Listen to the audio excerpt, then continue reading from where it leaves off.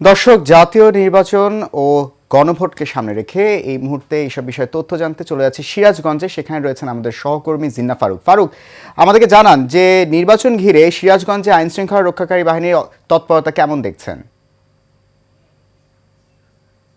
মুখর, আপনি যেমনটা বলছিলেন যে ত্রয়োদশ জাতীয় সংসদ নির্বাচন আমরা দেখছি রাত হলে কিন্তু ভোট গ্রহণ শুরু হবে। তো সিরাজগঞ্জে ৬টি সংসদীয় আসন রয়েছে।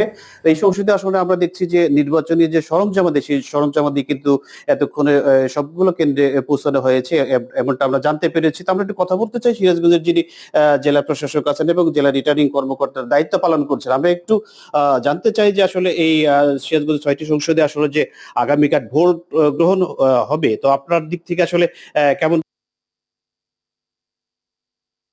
প্রস্তুতি রয়েছে সিরাজগঞ্জের ৬টি সংসদীয় আসনে? ধন্যবাদ।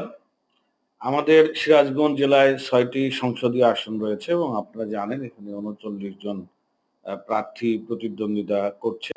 ইতিমধ্যে আমাদের ৯২৩টি কেন্দ্র রয়েছে। ৯২৩টি কেন্দ্রে আমাদের ভোটের যে ব্যালট পেপার সহ অন্যান্য যে মালামাল সামগ্রী সেগুলো আমরা প্রিজাইডিং অফিসারদেরকে দিয়ে দিয়েছি এবং প্রিজাইডিং অফিসার আমাদের আইন শৃঙ্খলা বাহিনী সহ সেগুলো মালামাল নিয়ে অলরেডি কেন্দ্রে পৌঁছে গেছেন। তারা কেন্দ্রে অবস্থান করবেন এবং কেন্দ্রে আগামীকাল 7:30 থেকে ভোট গ্রহণের জন্য যে সকল প্রস্তুতি সেগুলো তারা আজকে রাত্রেই সম্পন্ন করবেন এবং এই ৯২৩টি ভোট কেন্দ্রের নিরাপত্তা নিশ্চিত করার জন্য আমাদের বাংলাদেশ সেনাবাহিনী, বিজিবি, আমাদের র্যাব, বাংলাদেশের পুলিশ বিভাগ, তাদের সাথে আমাদের এক্সিকিউটিভ ম্যাজিস্ট্রেট, আমাদের যে জুডিশিয়াল ম্যাজিস্ট্রেট তারা কাজ করছে এবং টহল অব্যাহত রয়েছে। আমরা যে চর অঞ্চলের যে কেন্দ্রগুলো রয়েছে সেগুলোকে আমরা স্পেশালি কেয়ার নিয়েছি এবং সেখানে আমাদের বিভিন্ন আইনশৃঙ্খলা বাহিনী তারা স্পেশালি দায়িত্ব পালন করবে যাতে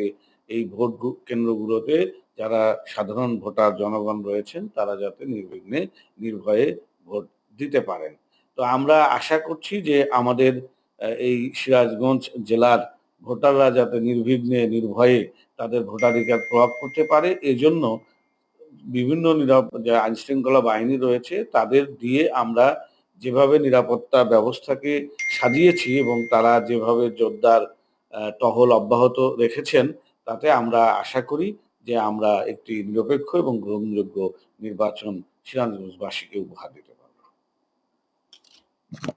আমরা শুনছিলাম যে আসলে যিনি জেলা রিটার্নিং কর্মকর্তার দায়িত্ব পালন করছেন। তো আমরা এখনো পর্যন্ত যে সিরাজগঞ্জের যে ৬টি সংসদীয় আসন রয়েছে, আমরা সাধারণ ভোটারদের সাথে কথা বলেছি। তারা যেটা জানিয়েছে যে আগামীকাল ভোট সুষ্ঠুভাবে এবং সুষ্ঠু পরিবেশ হবে এমনটা প্রত্যাশা করেছেন আইন শৃঙ্খলা বাহিনী এবং যারা দায়িত্বপ্রাপ্ত কর্মকর্তা রয়েছে। তো সিরাজগঞ্জ থেকে এই ছিল আমার কাছে ত্রয়োদশ জাতীয় সংসদ নির্বাচনের সর্বশেষ অবস্থান।